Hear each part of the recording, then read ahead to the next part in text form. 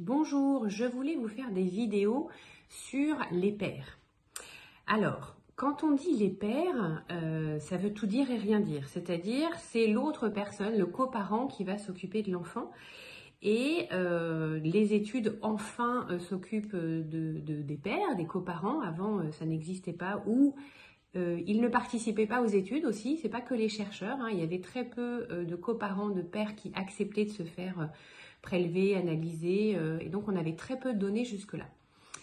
Donc, il faut faire deux catégories différentes avant que tout le monde s'énerve. Il y a donc des coparents, des pères qui vont s'impliquer vraiment pendant la grossesse et avec le bébé.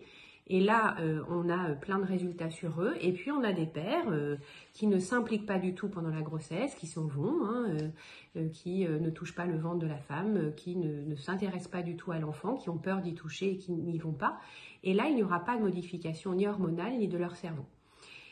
Donc le problème c'est quand je dis père, des fois vous allez m'entendre dire le père dans le sens où il s'en occupe pas et voilà ce qui se passe, ou il s'en occupe et voilà ce qui se passe. Donc je vais essayer d'être claire, ce qui ne va pas être facile tout le temps.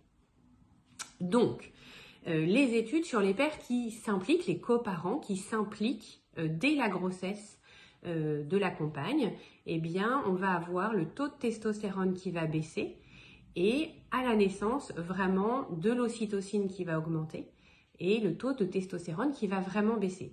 Tant que le père, le coparent s'occupe du bébé, la testostérone reste basse et voire ne revient pas à son état de base. La testostérone, c'est ce qui permet l'agressivité, la compétitivité, donc voilà, au moins c'est clair.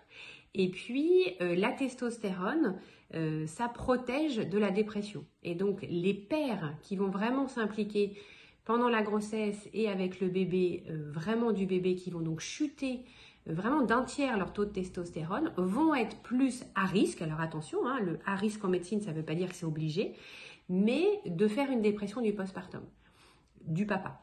Donc, c'est là que c'est compliqué dans les données parce que y a des pères qui ne s'impliquent pas du tout et donc qui ne sont pas à risque de dépression du postpartum et d'autres qui vont l'être, mais pour d'autres raisons. Voilà, ça c'était la première vidéo sur les pères qui s'impliquent ont un taux de testostérone qui diminue et qui reste diminué pour ne pas être en rivalité avec l'enfant et s'occuper de l'enfant, et de l'ocytocine qui aide l'empathie, l'émotion, le lien qui augmente. Voilà, première vidéo.